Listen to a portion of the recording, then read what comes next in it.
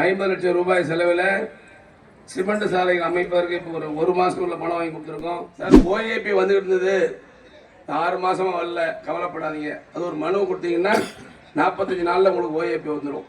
Sir எங்க வீட்டுக்காரர் இறந்துட்டாரு, ஆதரவற்ற விதவை சான்றிதழ் வேணும், நானும் 2 மாசமா அலையிறேன், கவலைப்படாதீங்க, கொடுத்தீங்கன்னா ஒரு வாரத்தில் கொடுத்துருவோம். மகளிர் உரிமை தொகை நம்முடைய தாய்மார்கள்லாம் அதுக்காக நிறைய வந்திருப்பீங்க. அதுக்காக தான் முதலமைச்சர் இந்த முகாமை உங்களுடன் ஸ்டாலின் முகாமை நடத்துறதுக்கு இதுதான் காரணம். இந்த திட்டப்பணி தொகையில் 50,000 பேருக்கு மேல மாதா மாதம் மகளிர் உரிமை தொகை கொடுத்துட்டு இருக்கோம். என்னுடைய துறை தொழிலாளர் துறை இருக்கு. அந்த துறையில நீங்க வாரியத்தில் உறுப்பினரானா கல்யாணம் பண்றதுக்கு பணம் கொடுக்குறோம், அப்புறம் குழந்தை பிறகு பணம் கொடுக்குறோம், அந்த பிறந்த குழந்தை வளர்ந்த பிறகு படிக்கிறதுக்கு பணம் கொடுக்குறோம். இது கட்டடத்தில் வேலை செய்யும் போய் விழுந்து இறந்துட்டா அதுக்கு 8 லட்சம் ரூபா கொடுக்குறோம். இப்படி இதெல்லாம் நீங்க சேரணுங்கிறதுக்காக தான் இந்த முகாம் நடத்துறோம். நெல் விதை கொடுக்குறாங்க, பூச்சி மருந்து கொடுக்குறாங்க, தேவையான விதைகள்லாம் கொடுக்குறாங்க. எல்லாருக்கும் கிடைக்குதான்னா எல்லாரும் கிடைக்கிறது இல்லை. விவரம் தெரிஞ்சவங்க மட்டுமே போய் வாங்கிக்கிறாங்க. விவரம் தெரியாதவங்களுக்கு கிடைக்கணுங்கிறதுக்காக தான் இந்த முகாம் நடக்குது. குறிப்பா ஆதி திராவிட நலத்துறை, அந்த துறை எதுக்கு இருக்குன்னா, நம்ம எல்லாரும் படிக்கிறாங்க, எல்லாருக்கும் படிக்கிறதுக்கு நம்ம முதலமைச்சர் கல்லூரியில் படிக்கிறதுக்கு பணம் 1000 ரூபாய் கொடுக்கிறார், பெண்களுக்கும் கொடுக்கிறார், தம்பிகள் படிக்கிறதுக்கு கொடுக்கிறார். ஆதி திராவிட நலத்துறையில் படிக்கக்கூடிய மாணவர்களுக்கு வெளிநாட்டில் போய் படிக்கிறதுக்கு பணம் தராங்க. 5 லட்சம் இல்லை, 10 லட்சம் இல்லை, 30 லட்சம் ரூபாய் லண்டன்ல போய் படிக்கிறதுக்கு, அமெரிக்காவில் போய் படிக்கிறதுக்கு பணம் கொடுக்கிறார். இதெல்லாம் நம்ம பயன்படுத்திக்கணும். 1 கோடி ரூபாய் வட்டி இல்லாம தராங்க. அசலும் கட்ட வேண்டியதில்லை, வட்டியும் இல்லை, பணத்தை வாங்கிக்க வேண்டியதான். ஆனால் தொழில் செய்யணும். இது மாதிரிலாம் அரசாங்கம் செய்யுது. இதையெல்லாம் நீங்க பயன்படுத்திக்கணுங்கிறதுக்காக தான் இந்த திட்டம், இந்த கூட்டம் நடந்துகிட்டு இருக்கு. எல்லாரும் இந்த நிகழ்ச்சி முடிஞ்ச உடனே போயிடக்கூடாது. எல்லா அலுவலகங்களும் இங்கே வந்திருக்காங்க, எல்லா ஆபீசரும் வந்திருக்காங்க, ஒவ்வொரு அறை ஒதுக்கீடு செய்யப்பட்டு இருக்காங்க. அதை தயவு செஞ்சு நீங்கள்லாம் பயன்படுத்திக் கொள்ள வேண்டும் என்று நான் அன்போடு கேட்டுக்கொள்ள விரும்புகிறேன்.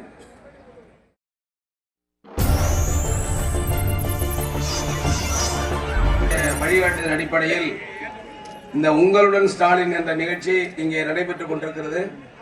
இந்த நிகழ்ச்சிக்கு வருகை தந்திருக்கின்ற கூடுதல் ஆட்சியர் அன்பு சகோதரியார் பிரியங்கா ஐஏஎஸ் அவர்களே, மரியாதைக்குரிய மாவட்ட வருவாய் அலுவலர் அவர்களே, வந்திருக்கின்ற நம்ம டிஆர் அவர்களே மற்றும் வட்டாட்சியர் உதயகுமார் அவர்களே, நிகழ்ச்சியிலே கலந்து கொண்டிருக்கின்ற மங்களூர் வட்டார வளர்ச்சி அலுவலர்கள் முருகன் அவர்களே, சிகாமணி அவர்களே, மற்றும் நம்முடைய ஒன்றிய கழகத்தினுடைய செயலாளர் ஆத்மா குழு தலைவர் அண்ணன் பட்டூர் அமதலிங்கம் அவர்களே, அன்பு தம்பி ஆற்றல் மிகு செயல் வீரர் தம்பி செங்குட்டூன் அவர்களே, இந்த நிகழ்ச்சியை மிக சிறப்பாக ஏற்பாடு செய்து நடத்தி கொண்டிருக்கின்ற மாவட்ட, இந்த கூட்டம் எதற்காக நடத்தப்படுகிறது என்று சொன்னால், நான் நம்ம ஊருக்கு பல முறை வந்துட்டேன், பொதுக்கூட்டத்துக்கு வந்திருக்கேன், மக்கள் குறை கேட்பு வந்திருக்கேன், கலெக்டரை அழைச்சிட்டு வந்து நம்ம மக்கள் குறை கேட்பு கூட்டம் நடத்தியிருக்கோம். பத்திரப்பதிவுத்துறை அலுவலகம் ஒரு மாதத்துக்கு முன்னாடி தான் நம்ம ஊரில் ரீஸ்டாபி கட்டுறதுக்காக ஒரு 1,05,00,000 செலவில் அந்த துவக்குழாவுக்கு வந்திருக்கேன். அண்ணா உனக்கு என்ன வேணும், வா அவன் அனுப்பிவிடு. அண்ணே அண்ணே வாண்ணே, வா அவர் ஏற்றுக்கா, வரட்டும் ஒரு மனு வாங்கிட்டு. அதே மாதிரி நம்ம தொழுதூருக்கு மருத்துவமனை கட்டுவதற்காக கொண்ட சால்வை தர சொல்ல கேட்போம், அவருக்கு ஒரு சால்வை கொடுப்போம், தம்பி சால்வை கொடுத்து வாங்கி. அதனால மருத்துவமனை கட்டுவதற்காக துவக்க விழாவிற்கும் பத்திரப்பதிவு துவக்க விழாவிற்கும் வந்திருக்கேன். ஆகவே தொடர்ந்து நம்முடைய கிராமத்தில் அண்மையிலே கூட 50 லட்சம் ரூபாய் செலவில் சிமெண்ட் சாலைகள் அமைப்பதற்கு இப்போ ஒரு மாசத்துக்குள்ள பணம் வாங்கி கொடுத்துருக்கோம்.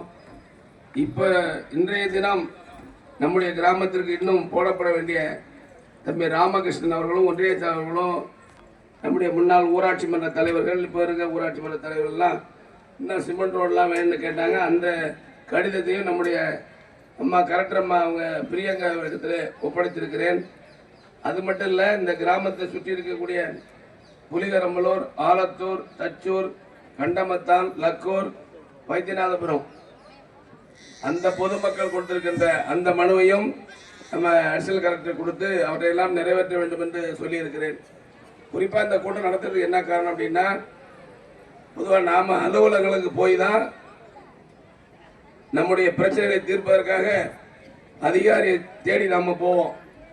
ஆனால் நம்முடைய மாண்பு முதலமைச்சர் அவர்கள் அதிகாரிகள் எல்லாம் இங்க நம்ம டிஆர்ஓ இங்க வந்திருக்கார், நம்ம அடிஷனல் கலெக்டர் இங்க வந்திருக்காங்க, தாசில்தார் இங்க இருக்காரு, விஓ இருக்காரு, பிடிஓ எல்லாரும் இங்க இருக்காங்க. நம்ம எதுக்காக போவோமோ அந்த அதிகாரிகள் இங்க வந்திருக்காங்க. ஏன்னா குறிப்பாக அதிகமாக நாம் செல்லக்கூடியது தாலுகா ஆபீஸ் தான். அங்க போய் பட்டா மாத்தணும்னு வருஷ கணக்காக அலைஞ்சிட்டு இருப்போம், மாத கணக்கில் அலைவோம். அந்த மனுவை இங்க கொடுத்தீங்கன்னா அதுக்காக தான் ஒவ்வொரு கவுண்டரும் ஓபன் பண்ணியிருக்கோம். அதை கொடுத்தீங்கன்னா 45 நாளைக்குள்ள பட்டா மாத்தி கொடுத்துருவோம். சார் ஓஏபி வந்துகிட்டு இருந்தது 6 மாசமா வரல, கவலைப்படாதீங்க. அது ஒரு மனு கொடுத்தீங்கன்னா 45 நாள்ல உங்களுக்கு ஓஏபி வந்துடும். சார் எங்க வீட்டுக்காரர் இறந்துட்டாரு, ஆதரவற்ற விதவை சான்றிதழ் வேணும், நானும் 2 மாசமா அலையிறேன், கவலைப்படாதீங்க, கொடுத்தீங்கன்னா ஒரு வாரத்தில் கொடுத்துருவோம். இது மாதிரி என்னென்ன தேவைகள் உங்களுக்கு இருக்கோ அதையெல்லாம் நிறைவேற்றுவதற்கு தான் இந்த குறிப்பா மகளிர் உரிமை தொகை. நம்முடைய தாய்மார்கள்லாம் அதுக்காக தான் நிறைய வந்திருப்பீங்க. அதுக்காக தான் முதலமைச்சர் இந்த முகாமை உங்களுடன் ஸ்டாலின் முகாமை நடத்துறதுக்கு இதுதான் காரணம். நம்ம திட்டமிட்ட தொகையில் 50,000 பேருக்கு மேல மாதம் மகளிர் உரிமை தொகை கொடுத்துட்டு இருக்கோம். அதுல யாருக்கெல்லாம் விடுபட்டு இருக்கோ அவர்கள்லாம் அந்த மனுவை கொண்டு வந்து இங்க கொடுக்கணும்.